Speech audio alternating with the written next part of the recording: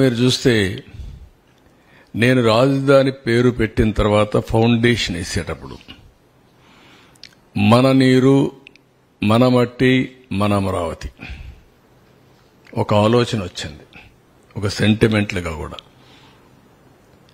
అన్ని గ్రామాల నుంచి, ప్రతి ఒక్క గ్రామంలో నుంచి ఆ గ్రామంలో ఉండే పవిత్రమైన మట్టిని, పవిత్రమైన నీళ్ళని, ఆ గ్రామాల్లో ఉండే దేవాలయాలు, అది హిందూ దేవాలయం కావచ్చు, మసీదు కావచ్చు, లేకపోతే చర్చ్ కావచ్చు, ఇంకొకటి కావచ్చు, ఏదైనా సరే అక్కడ పూజ, పార్లమెంటు యొక్క పవిత్రమైన మట్టిని తీసుకొచ్చి, ఈ పార్లమెంటు అంటే ఈ మట్టిని మీరు ఒక ఇది ఆయన చెప్తూ, పార్లమెంటు పూర్తిగా సహకారం ఉంటుంది అమరావతికి, చట్టాలను చేసి దేశానికే చట్టాలు నిర్మించే పార్లమెంటు కూడా మీకు అండగా ఉంటుందని ప్రధానమంత్రి గారు చెప్పడం, అదే మాదిరిగా ఆ తర్వాత జరిగిన కార్యక్రమాలను మీరు చూస్తే ఆయనే ఫౌండేషన్ వేయడం, ఇది ఒక చరిత్ర.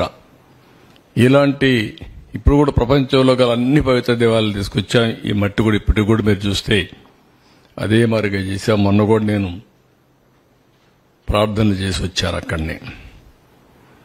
ఎవరు కూడా అక్కడవన్నీ రోడ్లో ఉండే మట్టి కూడా తోకొనిపోయారు, కానీ ఈ మట్టిని తాకలేకపోయారు.